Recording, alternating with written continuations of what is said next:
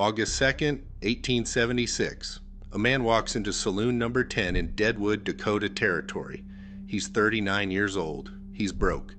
He hasn't slept properly in weeks. His eyes, the eyes that supposedly never missed a target, can barely make out faces across a room. He sits down at a poker table.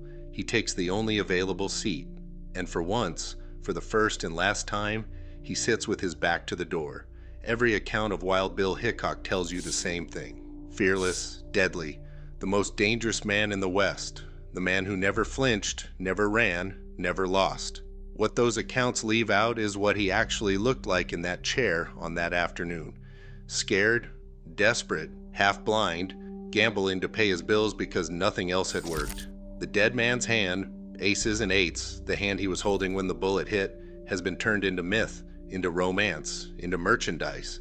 It was none of those things. It was the end of a man who'd spent 20 years becoming a legend, and the last two watching that legend consume everything he had. Here's what actually happened to Wild Bill Hickok, and here's why the real story is so much darker than the one they sold you. James Butler Hickok was genuinely skilled. In 1865, he killed Davis Tutt in the only documented face-to-face duel in his entire life. He was a real lawman. He kept order in Abilene, Kansas when Abilene was the most dangerous cattle town in America. He had nerve and he had competence, and he had the kind of cold presence that made men reconsider decisions they'd already half made. By 1872, Hickok had been recruited into Buffalo Bill's stage show, the traveling spectacle that turned frontier reality into Eastern entertainment. He played himself, 8 shows a week, fake gunfights, scripted rescues. He hated it. He was a genuinely terrible actor who forgot his lines, refused to follow the script, and once shot out a spotlight because it was aimed at him during a performance he hadn't agreed to. He quit after a few months. He told Cody he'd rather face real bullets than fake applause. But the stage show didn't need him anymore. The character called Wild Bill Hickok was already bigger than the man. Dime novels were circulating stories about him he'd never lived. Newspapers were reprinting gunfights that hadn't happened. And Hickok, the real one, was left trying to make a living inside a story he had lost control of. By 1876, when Hickok arrived in Deadwood, he was in serious physical trouble. His eyesight was failing. The exact cause has been debated for over a century. Trachoma is the most likely diagnosis, though some historians believe syphilis-related complications contributed. What isn't debated is the outcome. Wild Bill Hickok, the man whose aim was supposed to be supernatural, could not see clearly across a saloon. Think about what that means for a moment. The entire architecture of his reputation, every story, every legend, every reason men cleared the street when he walked onto it, rested on his ability to see a threat coming and respond before it arrived. That ability was going. He knew it. A gunfighter losing his sight is not a man who retires, it's a man who waits. He was also broke. The lawman work had dried up. He'd tried prospecting in the Black Hills, the gold rush that had drawn thousands to Deadwood, and found nothing. His wife Agnes Lake, who he'd married just 5 months earlier, was back east. He was gambling to survive, not as a hobby, not as an entertainment, as a financial strategy with diminishing returns. Hickok was afraid. He'd spent 2 decades making enemies, and he understood, in a way that only men who've spent their lives killing people can understand, that eventually one of those enemies would come for him when he couldn't see it coming. He always sat with his back to the wall, always. It was his rule in every saloon, every gambling house, every public room he'd ever entered. In Deadwood, he told a friend that he had a premonition he would never leave the town alive.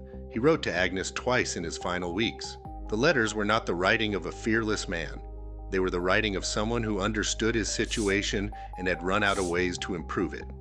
The afternoon of August 2nd was an ordinary afternoon in Deadwood. Hickok had been in town for roughly a month. He'd tried to get his usual seat, back against the wall, full sightline to the door. It was taken. He asked the other players if he could switch. They said no.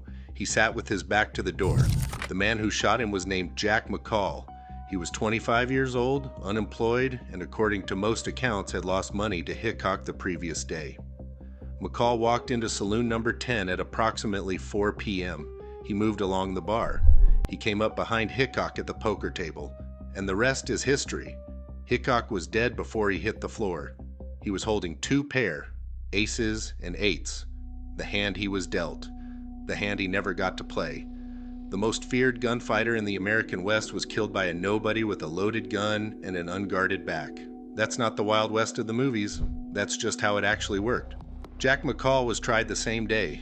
Not in a real court. Deadwood was an illegal settlement on Sioux Treaty land, which meant it had no legal jurisdiction whatsoever. A miners' court convened in a theater. McCall claimed Hickok had killed his brother. The claim appears to have been invented on the spot. The miners' court acquitted him. He was retried months later in a real federal court, convicted, and hanged in March 1877, 7 months after the killing. Justice arrived eventually, but here's what happened in that gap between the shot and the hanging. The myth machine started working. The hand Hickok was holding, aces and eights, was already being called the dead man's hand in newspapers within weeks. The legend of the fearless gunfighter absorbed his death and made it romantic. The back shooting became proof of his greatness. Only a coward striking from behind could have killed Wild Bill Hickok. They turned his murder into evidence of his invincibility. The myth ate the man whole. What the myth required people to forget was the half-blind, broke, frightened 39-year-old who'd asked to switch seats and been told no. What it required people to forget was that he'd seen this coming, that he'd told people he wouldn't leave Deadwood alive, that the letters to his wife read like a goodbye. The Wild West myth has always needed its heroes to be invincible, because if they weren't invincible, then the whole story falls apart. The lone gunfighter, the code of honor, the idea that skill and courage were enough. Wild Bill Hickok was skilled. He was courageous in ways that are genuinely worth acknowledging. He was also a man who was losing his sight, running out of money, and writing letters home to a wife he wasn't sure he'd see again. He died in a chair he hadn't wanted to sit in, shot from behind by a man whose breakfast he'd paid for. The dead man's hand isn't a symbol of a warrior's death. It's a symbol of a man who ran out of options and sat in the wrong seat on the wrong afternoon.